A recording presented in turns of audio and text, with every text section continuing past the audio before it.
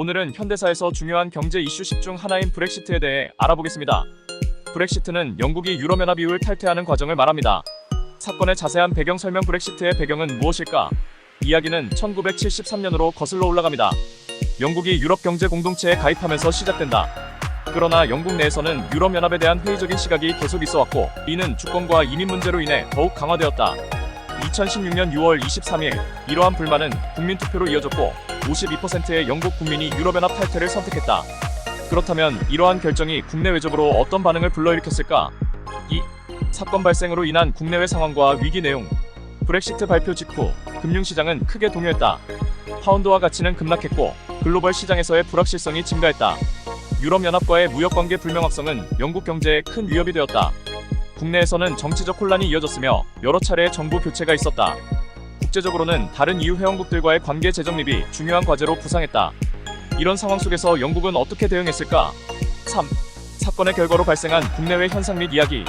결국 브렉시트 이후 영국은 EU와 여러 번의 협상을 거쳐 2020년 1월 31일에 공식적으로 EU를 떠났다.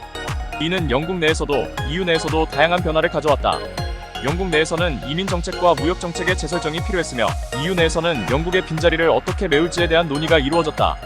이런 변화가 국내외적으로 어떤 구체적인 영향을 미쳤을까? 4. 사건의 결과로 발생한 국내외 사건 사고 및 이야기. 브렉시트 이후 영국과 EU 사이의 긴장은 여러 분야에서 계속되었다. 특히 북아일랜드의 지위 문제는 큰 논란을 일으켰고 무역 협정 체결 과정에서도 여러 차례 난항을 겪었다.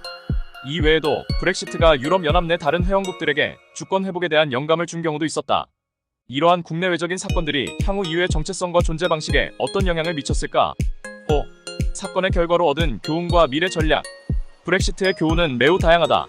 가장 큰 교훈 중 하나는 국가 간 통합이 가져올 수 있는 이익과 비용을 고려할 때 국민의 의견을 반영하는 정치적 결정이 얼마나 중요한지를 보여준다.